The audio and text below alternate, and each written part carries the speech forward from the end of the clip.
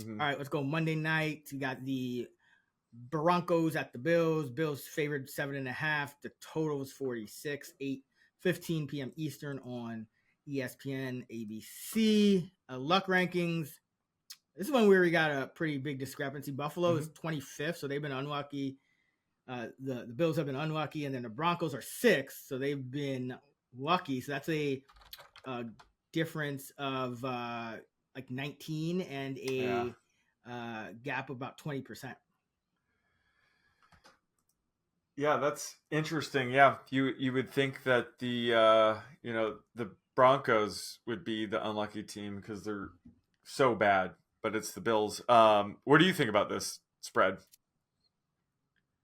It's interesting, because I don't think the Bills are really beating anyone by more than a possession. I guess, against that Bucs team, it was kind of a string of lucky events that led the Bucs to back into the cover. But Denver is coming off the bye, looked a lot better, shut down Mahomes twice in 3 weeks. The defense has transformed. So, yeah, I get it, kind of betting on a Buffalo bounce back spot.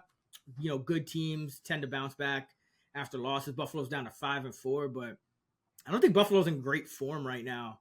The defense is still banged up. So, I don't know if I'd play Buffalo here. I would not play Buffalo here at 7.5 or anything like that. I don't know if I could back Denver here either. Maybe you should switch and get the Sunday night game. Yeah. Sunday night game. It's a little easier read, at least earlier in the week. This one, I think there's still a lot of uncertainty with Denver too. This is only game 9 of the Sean Payton era. That defense has made a complete flip over the last 3 weeks. So a little bit of tougher 1-2 handicap. But with all that said, where are you going in the captain spot? Well, I'm going to go with James Cook here. He is coming off a disappointing 39 total yard game, but he saw a ton of playing time over the first 3 quarters. He was like the true workhorse back, mixing in a lot more on third down than we're used to. Usually Latavius Murray takes those and the 2-minute offense, but it led to him catching the ball 4 times. So, it was Murray who took over in the 4th because it was a trailing game script and they were in the 2-minute offense so much. So in a game where, they're 7.5-point favorites, that's definitely a better game script for Cook. And, the Broncos, like you said, their defense has been getting better. They still rank 31st in DVO against the run. This should be a better spot for Cook than most weeks. But I would expect them to have a fairly conservative game plan here and just lean on Cook and the run game. Maybe, not have Allen chucking it deep, potentially turning it over. So this does just seem like a good Cook spot. I think his rostership in the captain slot specifically might be, a bit low. So I like going with Cook here as sort of a contrarian play in the captain slot.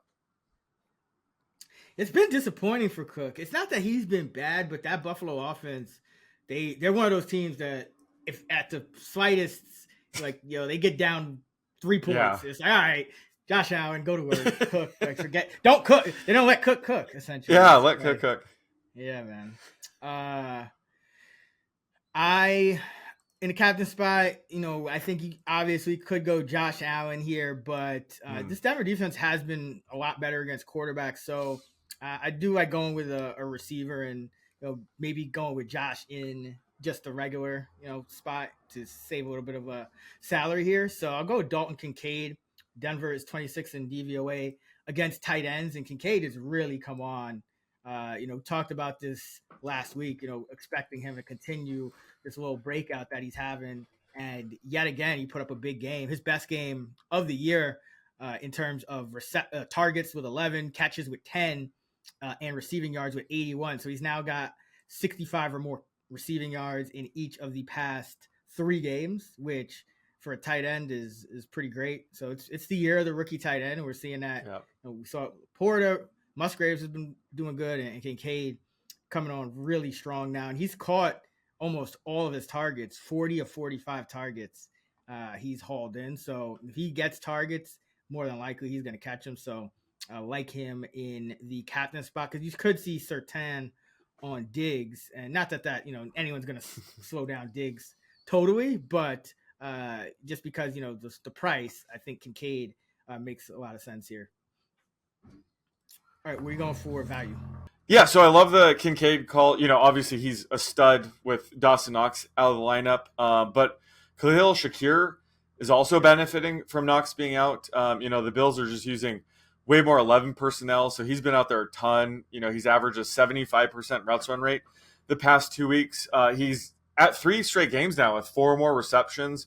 So he's just getting a ton of volume, and the Broncos ranked dead last in DVOA against the pass. So I think that Shakir, he has really high floor, but also a high ceiling, where he could catching 5 or more balls here. So on the single game slate, I love taking Shakir. Yeah, I'm gonna stick with these Bills pass catchers.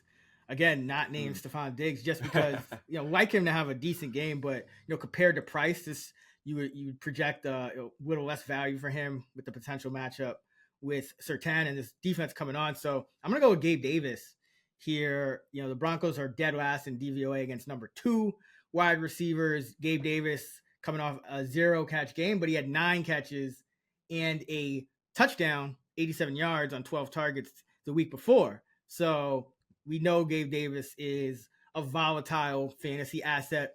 He has scored in 5 of 9 games this season. He has 87 or more yards in three games this year.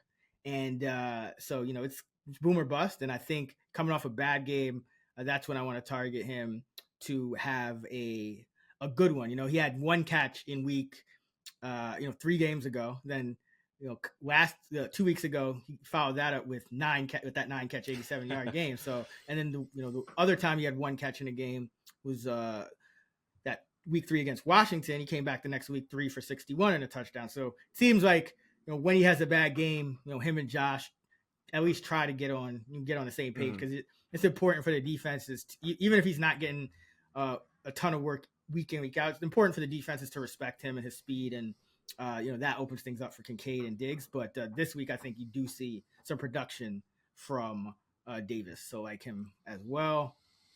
Where are you going for dart throws?